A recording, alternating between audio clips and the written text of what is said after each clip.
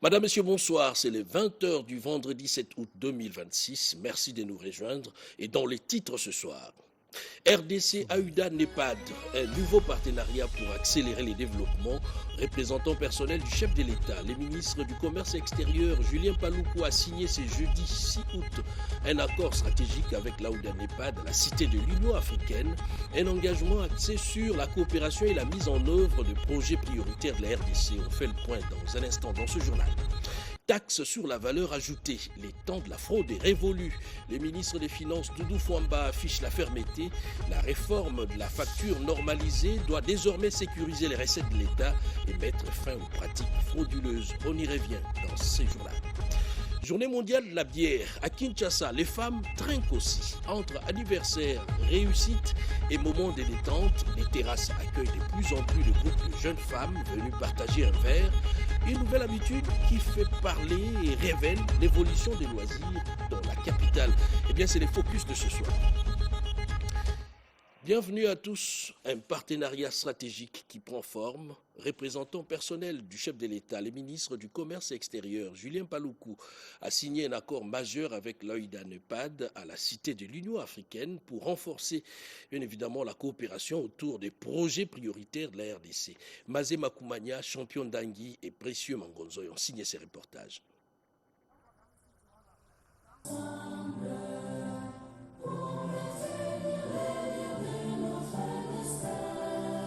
L'hymne de l'Union africaine entonné, suivi par l'exécution du debout congolais, la cérémonie de séjour avait tous les caractères solennels pour célébrer l'ouverture prochaine à Kinshasa du bureau pays de l'Agence de développement de l'Union africaine, nouveau partenariat pour le développement de l'Afrique, AUDA NEPAD en sigle, en présence du président de la République, chef de l'État, de la première ministre Judith Suminwa et des représentants d'institutions financières intercontinentales. Le ministre du Commerce extérieur Julien Paluku et la secrétaire exécutive de l'Agence de développement de l'Union africaine, Dr Negros Bekele Thomas, ont signé cet important accord qui permet à la RD Congo d'abriter un bureau de représentation de cette agence appelée à servir d'interface entre la RD Congo et l'AUDA NEPAD pour l'identification, l'intégration et les financements de grands projets. C'est l'équivalent, si je peux dire, de ce que vous attendez souvent le PNUD pour les Nations Unies. Maintenant, c'est notre organe qui a en charge l'exécution de l'agenda 2063. En fait, l'OIWA, qui est l'Organisation de l'Unité africaine, a été créée en 1963. Et donc, en 2063, cette Organisation de l'Unité africaine aura 100 ans. Et elle a tracé une trajectoire qui voudrait qu'en 100 ans, il faudrait que l'Afrique sorte totalement de la pauvreté. En 100 ans, il faudrait que l'Afrique finisse avec les guerres, les famines, les catastrophes. En 100 ans, il faudrait que l'Afrique soit interconnectée. Mais pour y arriver, il faut des projets. Mais pas simplement des projets, il faut aussi des moyens. C'est la raison pour laquelle, en 1991, elle a créé une agence pour dire, nous pouvons avoir de belles idées, mais si on n'a pas un organe d'exécution de nos idées en termes de projets, de mobilisation des ressources, en termes de moyens, eh bien, nos idées vont continuer à mourir dans les tiroirs. Alors, la RDC, comme a rappelé madame dans son mot de tout à l'heure, son développement ne dépend plus simplement de nous-mêmes. Le développement de la RDC est une priorité du continent. Parce que les ressources que nous avons, le potentiel que nous avons, ces ressources-là et ces potentiels sont importants pour le développement du continent. Je prends l'exemple du grand projet INGA. Si on réalise dans le cadre de cette agence le projet INGA, on va donner à 300 millions, entre 300 millions et 600 millions d'Africains de l'électricité. Ça montre qu'on ne peut plus voir la RDC comme pays isolé, mais on doit le voir comme un maillon dans la chaîne de développement du continent. Pour la secrétaire exécutive de l'AUDA NEPAD, l'ouverture du bureau pays de son institution à Kinshasa va accélérer la mise en œuvre de l'agenda 2063 de l'Union africaine. Le pays est prêt à nous accompagner, sachant que cette agence est le vôtre aussi. Et le nôtre, c'est commun, c'est une agence de l'Union africaine. Donc, ils ont beaucoup d'importance sur l'autosuffisance, le développement de ce pays, de ce continent, doit se faire par les peuples, par les expertises, par notre propre ressource, vraiment qu'on soit autosuffisant de mettre en œuvre nos programmes de développement. Donc ça, c'est quelque chose qui est profond. Et c'est aujourd'hui, c'est une démonstration d'engagement du président et du peuple congolais. Puisque quand on parle des programmes continentaux, la mise en œuvre de ce programme continental se fait au niveau régional et au niveau national. Donc, on doit accélérer la mise en œuvre des projets au niveau national pour que ça aide au niveau régional et au niveau continental. Créée en 1991, l'AUDA-NEPAD est un organe technique de l'Union africaine mis en place pour coordonner et exécuter les projets de développement régionaux et continentaux prioritaires afin de promouvoir l'intégration régionale en vue de la réalisation accélérée de l'agenda 2063 de l'Union africaine. La RD Congo compte quelques projets intégrateurs, notamment les projets Grand Inga, les corridors des Lobito et les projets routes Rail Kinshasa-Brazzaville.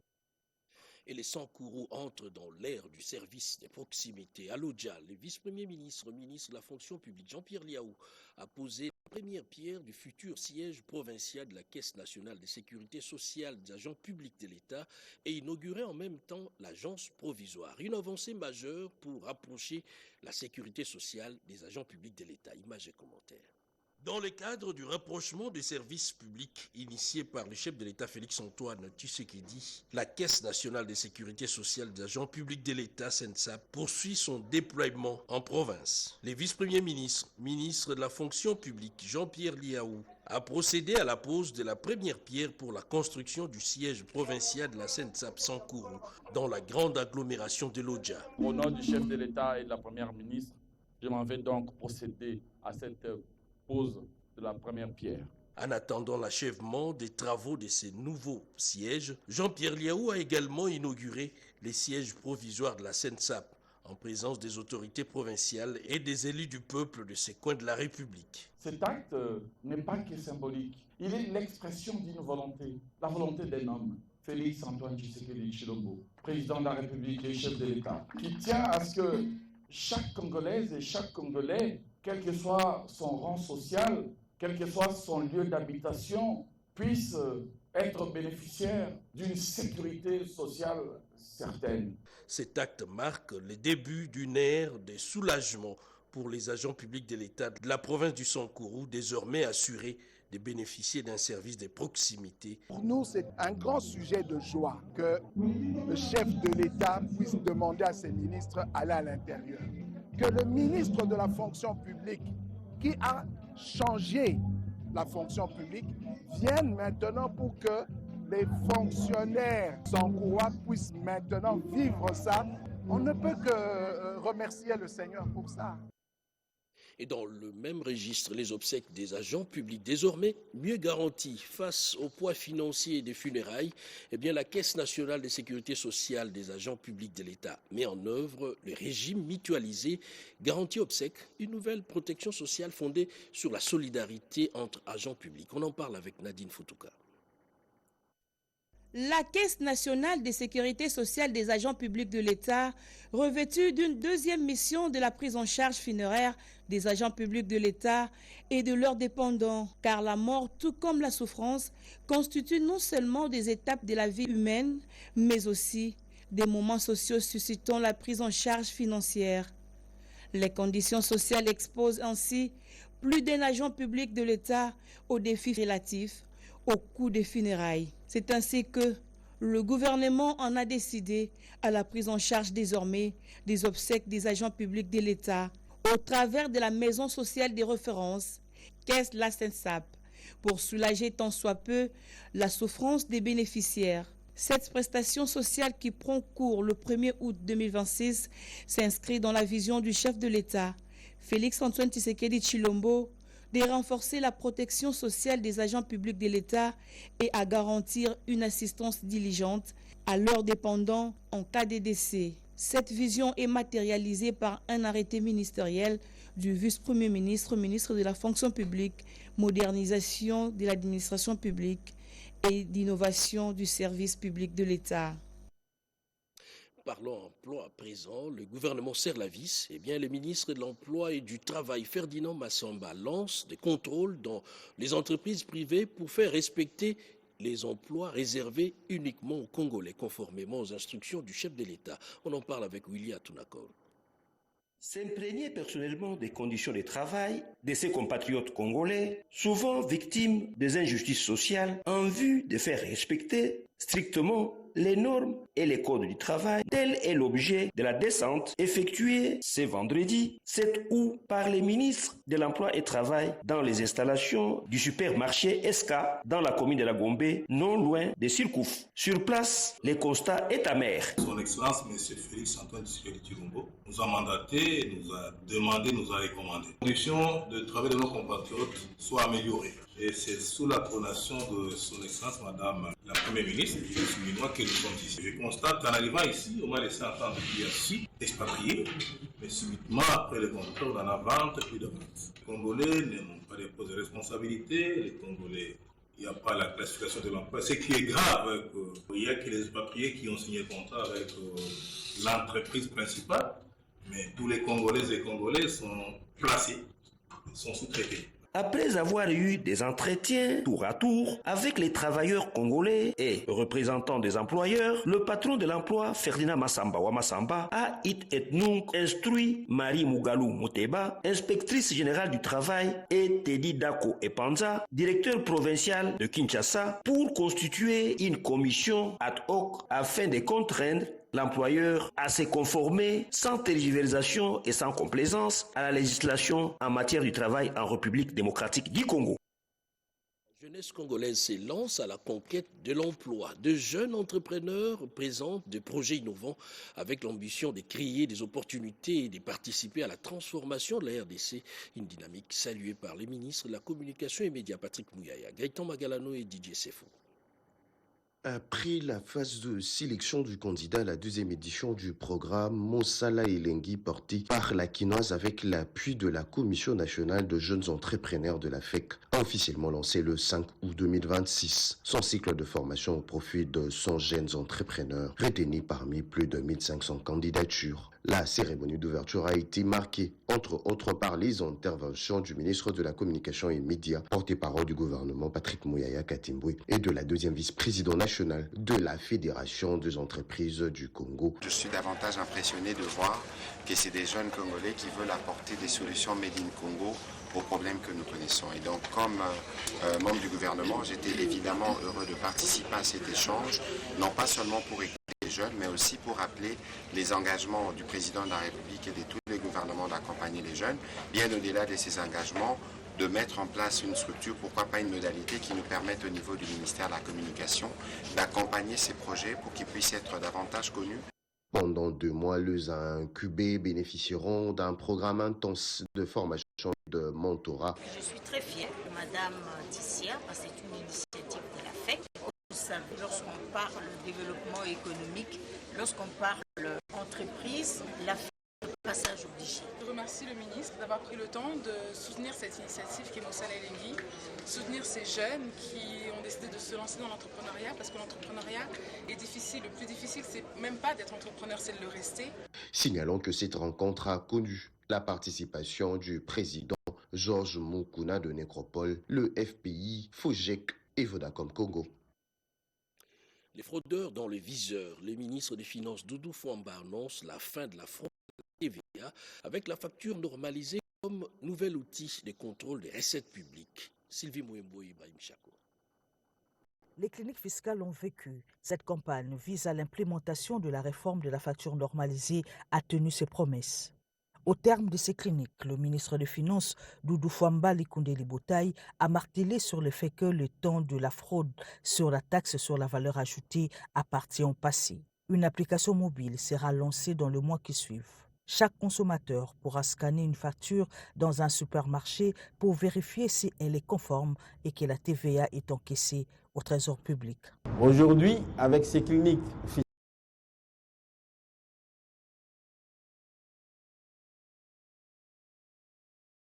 Le gouvernement de la République démocratique du Congo, à travers ce système qui a été implémenté, sait et est informé de la fraude pratiquée par chaque opérateur économique en matière de la TVA. Nous aurions choisi d'appliquer la loi immédiatement et nous avons pensé qu'encore une fois de plus, le monde des affaires pourrait évoquer les doing business. Une avancée significative dans les secteurs. L'Argenté nationale a salué le travail remarquable abattu par les équipes de la Direction générale des impôts. Plusieurs entreprises sont déjà connectées à ce système. Des sanctions sont prévues pour les récalcitrants car le temps du moratoire est largement dépassé. Avec ce système, le gouvernement aura encore moyen de sa politique en doublant le moyen de mobilisation des recettes. La facture normalisée a été initiée en 2017 et rendue opérationnelle 7 ans après, le 1er août 2025. Veut parler aux citoyens et même en lingala, la langue locale. Eh bien, le ministre de l'économie numérique, Augustin Kibasa, lance une campagne nationale autour du code du numérique, couplée à la collecte de données en lingala pour faire avancer l'intelligence artificielle avec la jeunesse en première ligne. Nono Mansekou nous en dit un peu plus dans ses reportages. Faire connaître les codes du numérique et préparer les langues congolaises à l'heure de l'intelligence artificielle, c'est le double défi relevé par les ministères de l'économie numérique, dirigés par le ministre Augustin Kibasa Maliba à travers cette campagne nationale lancée à Kinshasa ce jeudi 6 août 2026 avec l'appui du PNID et de ses partenaires. Plus de 150 jeunes volontaires ont participé en présentiel et en ligne à cette cérémonie qui marque les débuts d'une vaste opération de sensibilisation.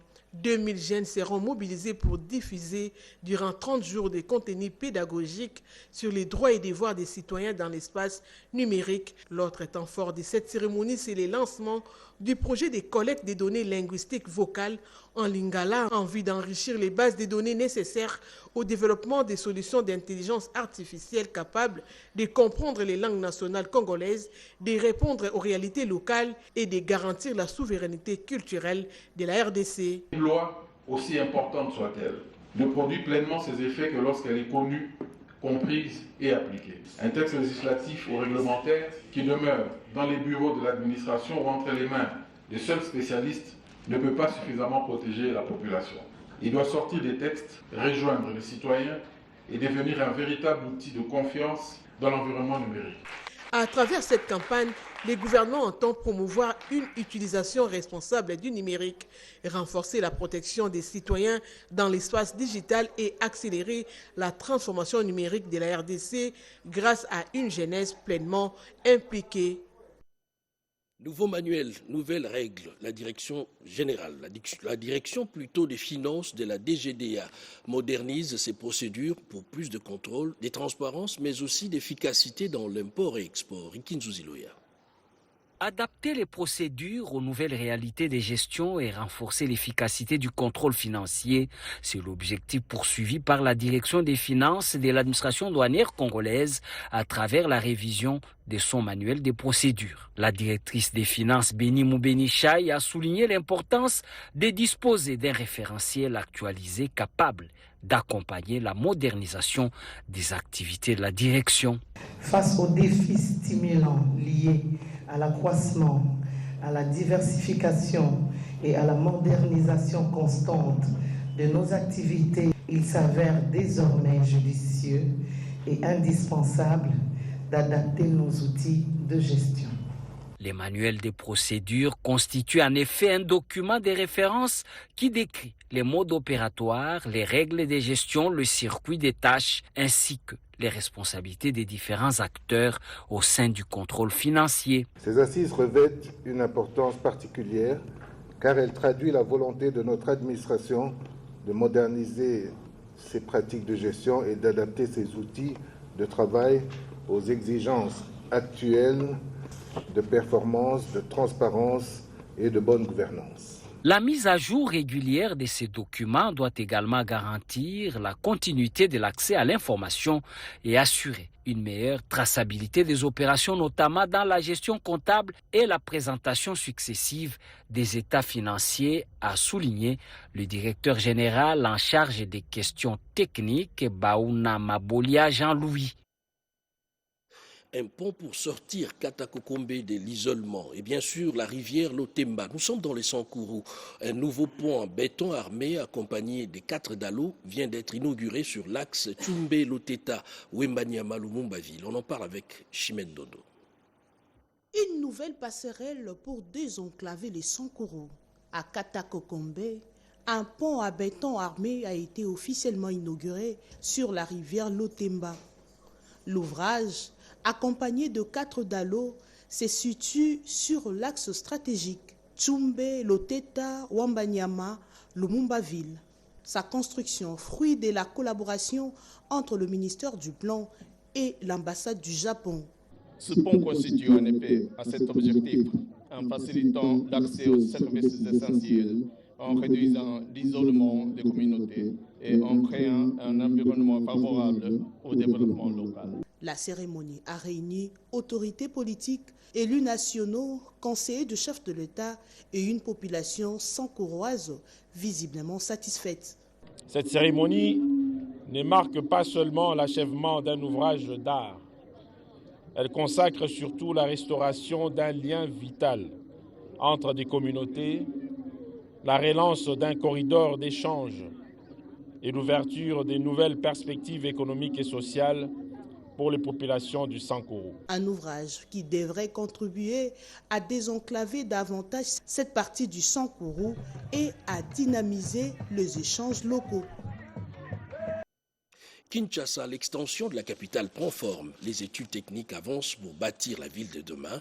Eh bien, les comités stratégiques du projet et la CGT unissent leur expertise pour concrétiser cette grande ambition urbaine. C'est un reportage d'Anita Loambois et Robert Kalemba. Le projet pluridisciplinaire de l'extension de la ville de Kinshasa a besoin de l'apport de plusieurs structures étatiques. La coordination de son comité stratégique a frappé au portillon de l'Agence congolaise des grands travaux ce vendredi 7 août 2026 pour exprimer un besoin de collaboration en termes d'études. Reçu par le directeur général de ce service public rattaché au ministère des ITP, l'ingénieur Nikon Zao, le coordonnateur principal Thierry Katembwe Mbala a exprimé ses différents besoins. Il a été question principalement d'une forte collaboration entre le CSPVK, la coordination de l'extension de la ville de Kinshasa, et la CGT pour les projets d'infrastructure, le suivi, les études, le contrôle. Au mois de décembre 2025, le chef de l'État avait donné le go à ces travaux de l'extension de la ville de Kinshasa qui est prévue sur une surface de 43 000 hectares dans la commune de Maluku à quelques 45 km de Kinshasa et les travaux ont commencé dans la foulée. On a démarré les installations, mais aussi les tracés du boulevard central, 7 km sur 48 mètres de large. Il y a les bases vies et incessamment aussi il y a le démarrage de la première zone commerciale en fait des appartements. Le projet ambitionne de faire de Kinshasa un pôle économique moderne. Il prévoit des logements, un agropole, une zone industrielle et logistique, une marina, ainsi qu'un hôpital et une université. Didier Kioni, coordonnateur adjoint chargé des questions techniques, et Alain Kiabuntu, directeur technique du comité, ont également pris part à cette audience. Génocoste, on en parle également dans ce journal. La mémoire congolaise résonne jusqu'à Ottawa. Hommage, témoignages et recueillements. La diaspora congolaise du Canada s'est mobilisée pour honorer les victimes des atrocités dans la partie est du pays. Les détails dans ses commentaires. Les décors étaient empreints de solennité à l'ambassade de l'RDC au Canada ce dimanche 2 août à l'occasion de la commémoration pour la 2e année consécutive de la journée nationale du Génocoste. La communauté congolaise a répondu massivement à cet appel du devoir de mémoire sous l'impulsion de l'ambassadeur Joska Kabongo. La cérémonie s'est déroulée en présence de la conseillère principale du chef de l'État et du député fédéral canadien d'origine congolaise, Olivier Toumba. Ponctué des discours officiels, la rencontre a surtout été marquée par des témoignages poignants rappelant les heures sombres vécues par les victimes dans les buts de sensibiliser davantage l'opinion internationale aux ravages de la guerre et des violences persistantes dans l'est de la RDC. Le gouvernement de la République, sous le leadership de son Excellence M. Félix Antoine Tshisekedi Tshilombo, président de la République, chef de l'État, met tout en œuvre pour restaurer durablement la paix, la sécurité et l'intégrité territoriale de notre pays. L'impunité n'a pas sa place dans le monde d'aujourd'hui. Les victimes ont droit à la vérité, à la justice, à des réparations appropriées et à des garanties de non-répétition. De son côté, la conseillère principale du chef de l'État a insisté sur le rôle du FONAREV dans la prise en charge des victimes et l'accompagnement de leurs familles, mettant en lumière les efforts engagés pour leur réparation et leur dignité. Les points culminants de la cérémonie a été la projection de messages du chef de l'État et de la distinguée première dame Denise Nyakeru Tshisekedi, dédiée au Génocoste. Et oui, j'en parlais dans le titre, les filles prennent aussi les verres en main. À la terrasse comme au bar, les jeunes femmes changent les habitudes. Anniversaire, réussite ou simple retrouvailles entre copines, la bière devient aussi une affaire des dames. Une tendance qui fait jaser. C'est le focus de ce soir avec Eric Abamba. Suivez. Les week-ends tombent, le terrasse et le bar s'y remplissent petit à petit. Des groupes d'amis se retrouvent l'un après l'autre. Autour des tables, les conversations s'animent. Au milieu de cette ambiance festive, une scène revient de plus en plus souvent. Des groupes de jeunes femmes réunies entre elles, partageant une bière sans être accompagnées d'hommes. Les tenanciers constatent une transformation progressive de leur clientèle.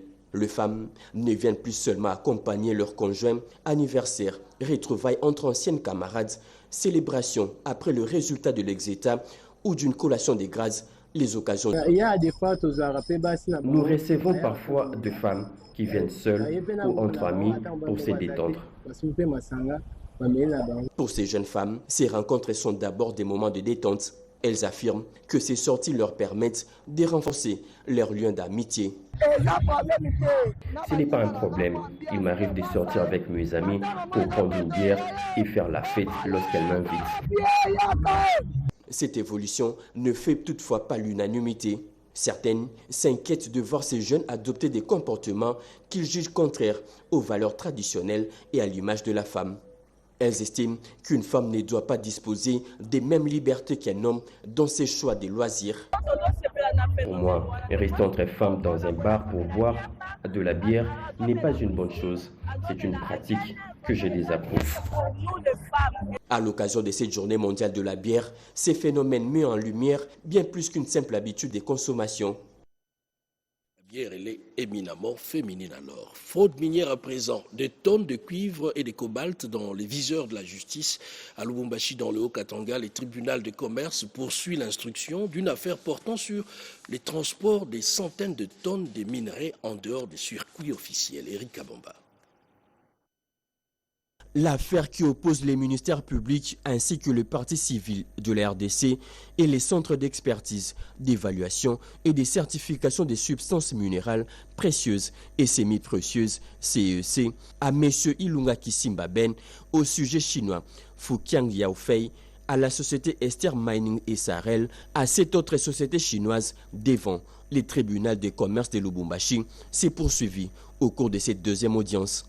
Ils sont poursuivis pour fraude minière portant sur 216 tonnes métriques de cathodes de cuivre, 40 tonnes métriques d'anodes de cuivre, 1870 tonnes d'hydroxyde de cobalt ainsi que pour blanchiment de capitaux. Cette procédure fait suite à la dénonciation par le CEC conformément à ses prérogatives légales en matière de lutte contre la fraude minière. Pour diverses raisons que les avocats de CEC ont expliqué, l'affaire a été renvoyée au 21 août. La fraude a consisté à la vente illicite, à l'achat et à la vente illicite d'un certain nombre de substances minières qu'on a saisies par le parquet de grande instance de Lubumbashi et qui a transmis les dossiers par devant les tribunaux de commerce de Lubumbashi aussi. C'est ainsi que le tribunal a estimé qu'il faille remettre à 2 semaines pour signifier aux autres parties qui n'ont pas comparu